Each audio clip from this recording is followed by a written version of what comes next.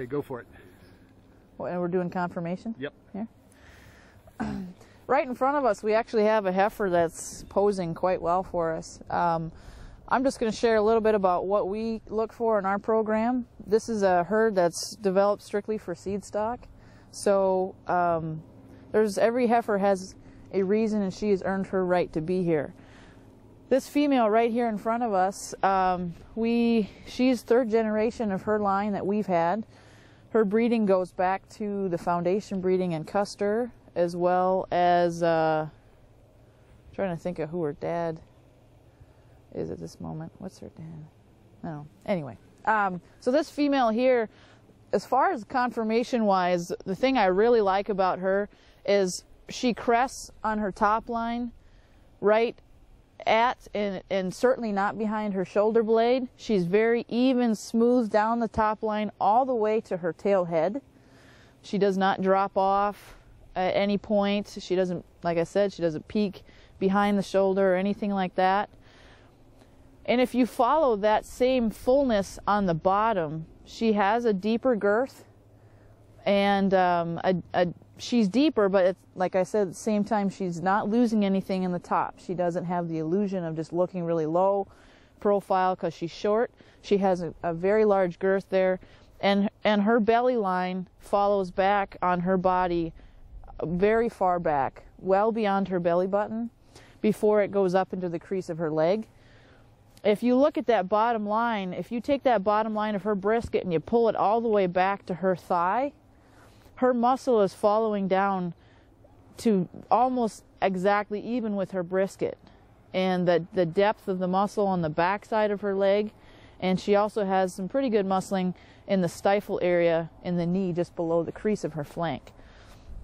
So muscle wise, she's very built. Her loin is full, and on the top you can see her hip. She does have a nice wide hip structure. If we did get an away shot on her, she has the capacity for calving. Her family line we've never had a lick of trouble in 15 years of us calving calves out of that lineage. So we're definitely a great female to showcase confirmation of what our herd is based on. So she's evenly matched, though, at the same time. She still has that strong buffalo front end. Even though she has a strong round and a strong hip, she's balanced out with still having a comparable front end and a shoulder and a head. That's pretty big for us, not losing that buffalo structure of having the balance on the front side to match the hind end. So she's a 2-year-old bred. She'll be dropping her first one in the spring. Her full sister dropped her first calf this spring and delivered a bull calf that is definitely meeting our standards so far at this point. So she's a similar example of these other females walking with her and behind her. These are all the same age. All these females, in order to make this cut as a 2-year-old bred, will need to be weighing 950 pounds.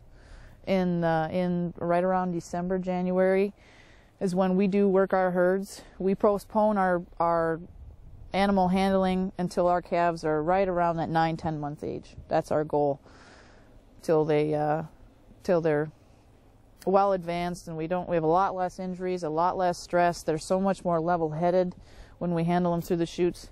So these girls got a while yet before they'll get worked, but our yearlings, in order for us to know when we pulled these girls out as a yearling, how did we know that they would make this grade? In our program, we've seen if she was weighing 725 as a yearling to get pulled out to breed, she would make the 950 pound cut as a bred 2-year-old. So very seldom did she not. Maybe if she didn't, there was an injury involved or something to that nature. But with a 725 pound yearling heifer, that seemed to always. And then once they get to that point, if she's 950 pounds, we still do another cut based on confirmation. So